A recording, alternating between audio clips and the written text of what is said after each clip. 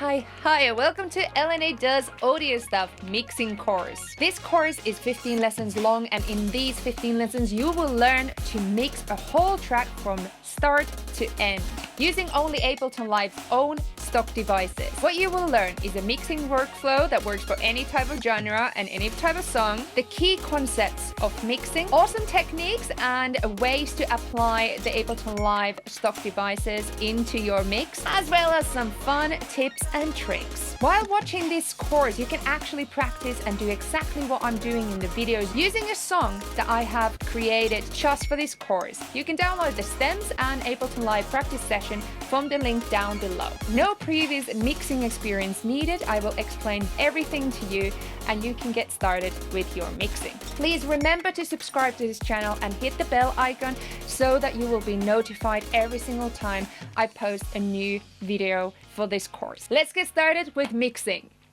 Okay, so this episode is about sends, returns and group tracks in mixing. So they will help you so much for creative mixing techniques and also just to get your songs just so much better. Also, thank you so much for DistroKid for sponsoring this mixing course. DistroKid is such a cool distribution company and they also have so many features to help independent musicians like me and you. And one of these things is called the splits. It's to do with the fact that you can super easily split all the revenue with all the people you collaborated with.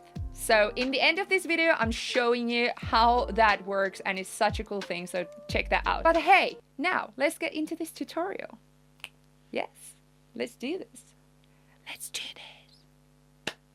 Okay, so here we go again. So sends, returns and group tracks in mixing. Okay, so before we start, I want to just remind you that if you don't understand what the return tracks are and how they function, then please go and check out this video here because it will explain the whole mechanics of it there. So please go and check that out and then come back and then you can continue mixing.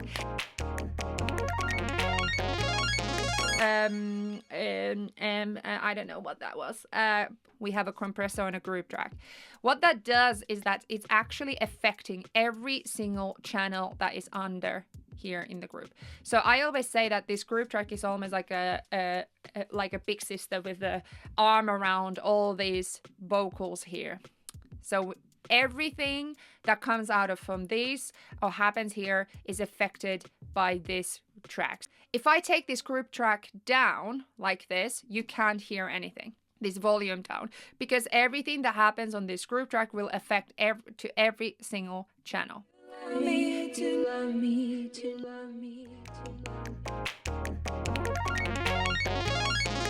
So I have a compressor on a return track. I also have a compressor on this group track. So what's the difference between here? If I would now apply it through the return, through the sends to the group, instead of adding it here on the group track. Think about dynamic processing almost like you have a cake. Think about it as a cake. So you have a cake, and if you cut into it, the cake changes its shape. So the cake is not that anymore.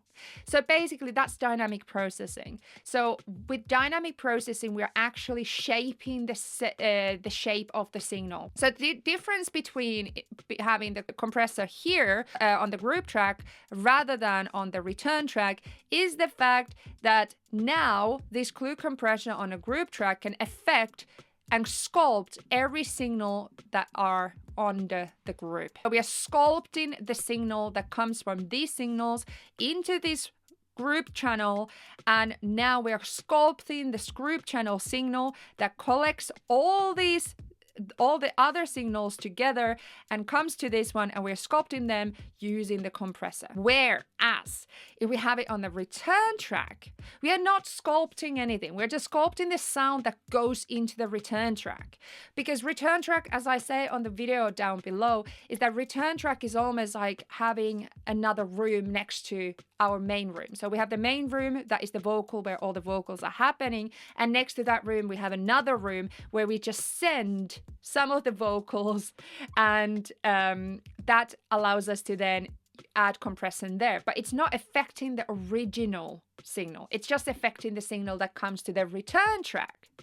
Get me? That is called parallel compression because it happens parallel to the original signal. We are sculpting a new signal that happens parallel in the parallel world, same time as the original one, but we're not sculpting the original, we're sculpting the parallel one. And that's why it's called parallel.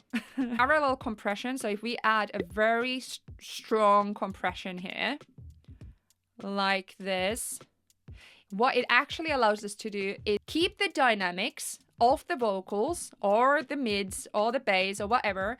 We can keep the dynamics so we're not crushing the signal. Example, vocals are quite often very dynamic. We don't want to crush it, but we make it just sound stronger. So we're having one very compressed signal happening same time as very dynamic signal. So we are just putting two signals happening same time. Other one is very compressed, other one is not compressed, but together they sound bigger and powerful, but still dynamic. Does that make sense to you? So that's the difference between having stuff directly on the group channel or here on the return tracks.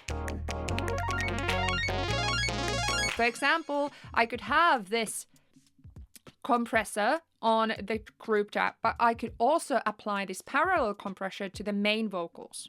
Will you tell me if you need me? And I can put it also to the vocals here.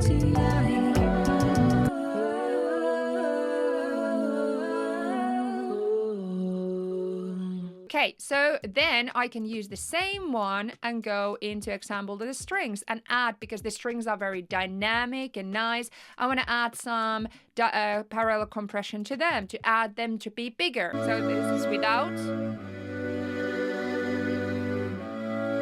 and with. And you can see how much gain reduction is happening in the return tracks. I can do the same with some of the pads.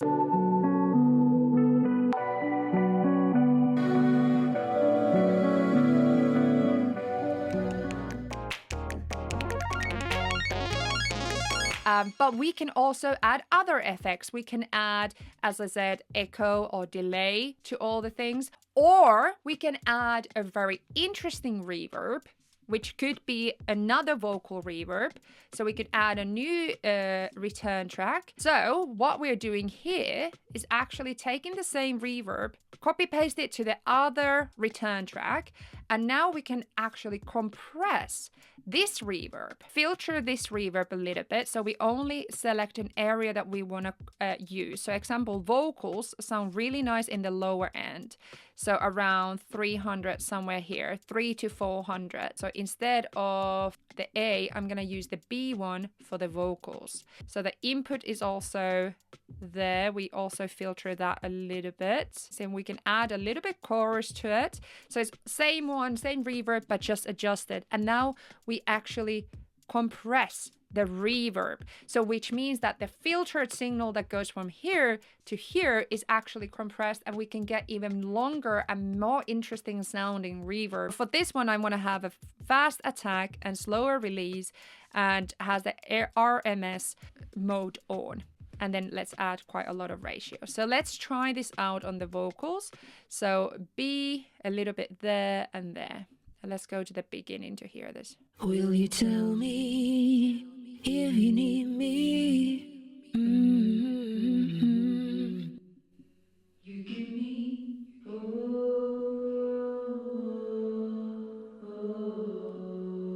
gonna open up the filter actually a little bit to pass the high end as well. Sounds really cool. So let's then add that to the other vocals as well. Will you tell me if you need me? Mm-hmm. You give me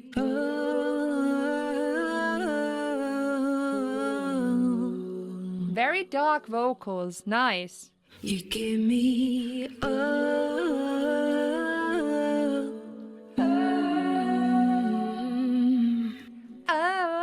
that's really cool there for that one. So we can create our own chains, and in the next episode you will learn more about chaining to create even more interesting mixes, but also interesting workflows.